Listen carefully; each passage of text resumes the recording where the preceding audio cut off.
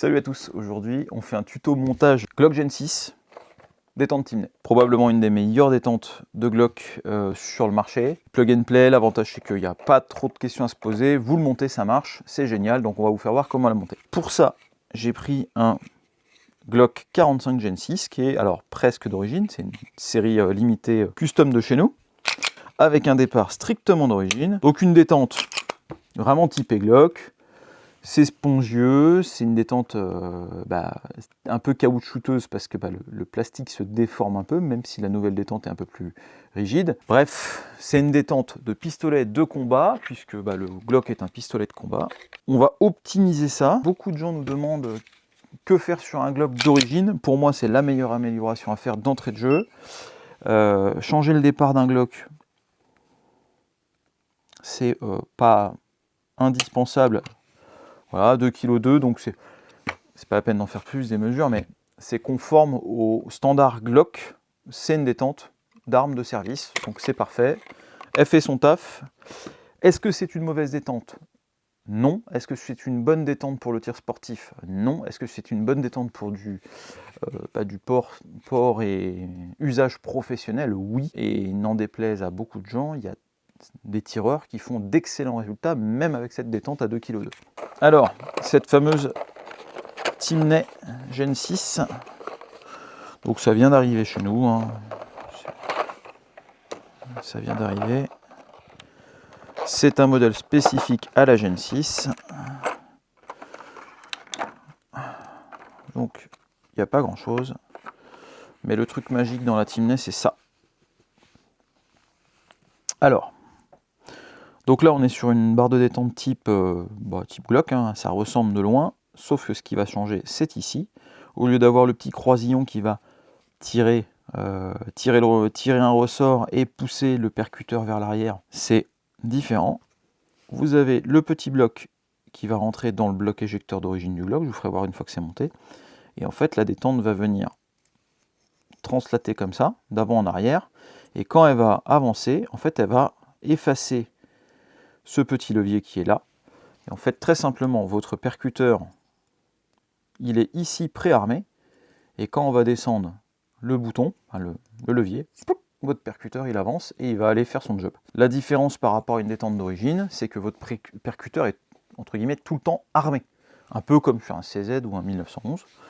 Et donc, on n'a pas besoin de pousser le percuteur quand on appuie sur la détente. Là, je pousse le percuteur vers l'arrière jusqu'à le faire décrocher. Voilà.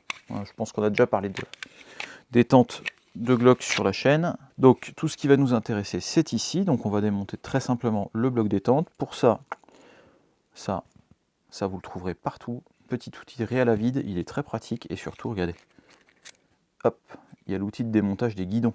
Ça, c'est génial. Mettez ça dans votre caisse à outils. Donc, on est sur du Glock, un simple chasse-goupille. Ça suffit pour tout faire. Ok. Ouh, elle est raide. Tac, voilà. Donc, goupille de détente, goupille de bloc éjecteur. Tout simplement, on vient, hop, on vient lever. J'essaye de faire attention à pas. Voilà. Ça reste une arme neuve. Donc là, on a enlevé le bloc de canon, le bloc de verrouillage de canon, l'arrêteur de culasse et notre bloc détente. Tac. Alors ça peut. Oh, voilà. Donc on arrache le bloc éjecteur. Et voilà la détente. Et donc là, vous voyez ici le système qui va venir translater. Voilà, donc c'est pas génial à faire voir comme ça. Mais grosso modo, on va changer tout ce qu'il y a là-dedans. Donc il suffit d'arracher ça. On va libérer la place pour mettre le petit bloc à l'intérieur. Donc pour ça, toujours ce petit chasse-goupille.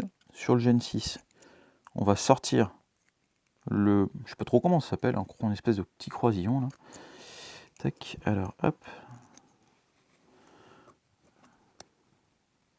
Tac. Voilà, je le passe de l'autre côté. Et ça permet de le sortir. Donc ça, j'en ai plus besoin. et la détente là, j'en ai plus besoin. Maintenant que j'ai libéré mon bloc éjecteur, je vais pouvoir y mettre le bloc détente, on pourrait l'appeler comme ça, le bloc détente du Timney. On les repère facilement Gen 6. Et par rapport au Gen 5, cette zone-là, c'est la partie basse qui vient dans le pied du bloc, elle est modifiée. Et non, les Gen 5 ne se montent pas sans une grosse modification qui d'ailleurs n'est pas simple à faire dans les Gen 6. Voilà, tout simplement. Et donc votre barre de détente, en fait, elle va venir ici, elle va venir glisser là. Et au fur et à mesure qu'elle va glisser, ça va appuyer là. Et tac, ça va débloquer la barre de détente. Vous voyez, c'est fini, il n'y a plus de ressort qui tient. Et donc, système beaucoup plus simple. Quand j'appuie, je fais avancer ma barre de détente. Et mon connecteur vient obliger la tringle à appuyer sur le verrou, le levier, on pourra l'appeler, je ne connais pas le terme précis. Et donc le percuteur sera libéré. Voilà. Pour le remontage, il faut poser ça comme ça. J'ai pas encore parlé des ressorts, mais vous avez 2 ressorts. Voilà. Donc tout simplement, vous venez le positionner à sa place. Tac, la détente dedans. J'ai pas été malin, je crois qu'il faut remettre le ressort avant. Alors 2 ressorts. Un rouge, un blanc. Je me rappelle plus lequel est le léger. Il y en a un qui est léger. Bon, chez Timney, c'est des ricains. Ils vous filent toujours plein de goodies. La petite notice qui va bien. Ouais, fallait monter le ressort avant. J'ai oublié de monter le ressort avant. Et par contre, voilà. Silver Spring Normal Reset, Red Spring More Positive Reset, Firmer Spring. Donc en gros, le rouge, c'est le plus dur. C'est pas le modèle match. C'est pas le modèle rapide. Et donc, ce petit ressort, il vient comme ça. Tac, tac. Alors, question de Alex57. Question de Alex57 qui demande si ce serait pas bien de graisser tout ce bazar avant de le remonter. La réponse est bien sûr oui, sauf qu'on est sur une arme neuve et j'ai pas envie de foutre du gras partout sur ce pétard-là. Le gras fera glisser. Un peu de lubrifiant sera bienvenu bien sûr sur ce pistolet.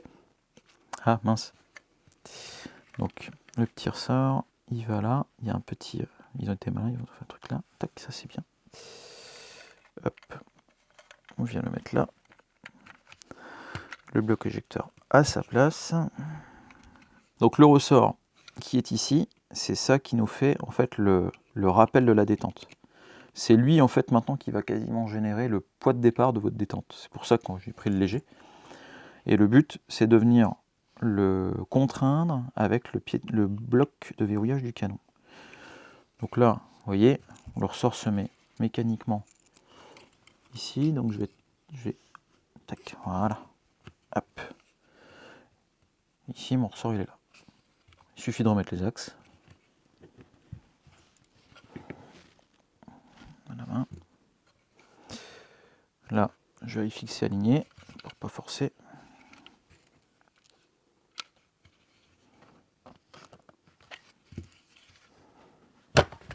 Mais pas grand chose. Là, il faut quand même le mettre dedans.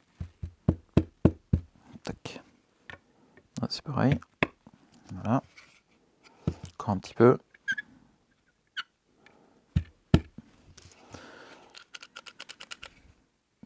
Voilà. Donc là, c'est top parce qu'on va pouvoir voir comment ça fonctionne. Donc maintenant, votre détente, elle a pu cette mécanique. Bon, une fois qu'elle est percutée, elle va rester bloquée derrière. Donc elle est tout le temps en mode reset. Les ressorts qui font la rétention du départ sont celui qui est sur la queue de détente, qui est ici. Si, admettons, je lui mettais de la pression en plus, bah, j'augmente fatalement la résistance. Et le nouveau système de, entre guillemets, pré-armement du percuteur, Alors je vais simuler le percuteur avec mon chasse-goupille. Donc admettons que mon percuteur ait percuté une cartouche. Le cycle de la culasse, c'est quand on revient, on accroche le percuteur ici, en position arrière. Et ce qui va se passer, c'est que quand j'appuie sur la détente, je viens effacer le levier et ça libère le percuteur pour aller taper l'amorce. Et évidemment, avec un peu de gras là-dessus, il y a plus de glissement et ça ne sera que mieux. Alors, premier habit comme ça, c'est pas le jour et la nuit, hein, ça reste une détente qui est quand même type striker. Oh, tac.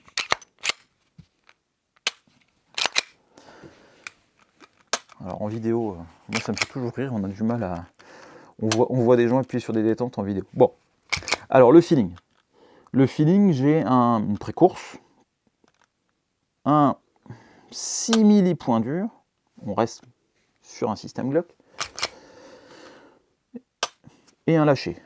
C'est correct, ça mérite du rodage. Ensuite, le reset, chose très importante pour nous. Voilà. Il est pas franc, il n'est pas très net, la détente elle n'est pas poussée à fond vers l'avant. Le pistolet n'est pas graissé, je pense que quelques petites gouttes d'huile lui feraient beaucoup de bien. Un rodage, ça change complètement la typologie du départ, ça c'est très intéressant. Maintenant ce qui intéresse beaucoup de gens, c'est la mesure du poids de départ, ce qui n'est pas, selon moi, qui n'est pas forcément un élément toujours le plus important, parce que vous pouvez très bien avoir un départ à 1,5 kg très très net, et un départ à 800 grammes qui soit pas net du tout. Donc on a gagné à la louche. Allez, on va en faire un, parce que là pour le coup le départ il raide de 9. Voilà, ça me paraît plus raisonnable. 1,7 kg. Au feeling c'est bon. Au feeling on est effectivement sur un départ aux alentours d'1,7 kg. Ça gratouille encore un petit peu. Rodage, lubrification évidemment. Ça va largement améliorer la chose. L'expérience qu'on a sur ce départ là, après rodage et lubrification, les départs sont aux alentours d'1,4 kg, sont beaucoup plus nets. Le reset devient de plus en plus franc puisque vous avez moins de résistance mécanique dans les frottements, grattements un petit peu partout dans le pétard. Est-ce que c'est un bon départ? Oui. Est-ce que c'est mieux qu'un départ préparé Glock comme certains savent faire? C'est différent. On a changé la mécanique de l'arme. On passe sur un percuteur qui n'est plus lancé, mais un percuteur qui est préarmé. Pour faire une comparaison, vous avez les Canik et les Walther qui fonctionnent à peu près de la même façon. J'extrapole, hein, c'est à peu près. Est-ce que c'est un bon départ pour un usage professionnel? Je suis convaincu que non. Je reste persuadé que les formateurs pro vous diront bah non, vaut mieux une bonne détente bien dure, d'origine Glock, fiable, etc. Et je suis d'accord avec eux.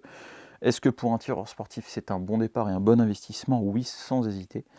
Vous avez aussi la détente performance de chez Glock qui est pas mal, que j'aime beaucoup moi, qui est fiable, mais qui n'est pas aussi bien que ça à l'usage sur le long terme. Si ce format tuto vous a plu et que vous en voulez d'autres, mettez les commentaires, dites-nous ce qui vous intéresse. On va en faire, c'est sympa. On m'a demandé le réglage détente CZ KMR, on va en parler. Allez, on se retrouve dimanche prochain pour une autre vidéo. Ciao.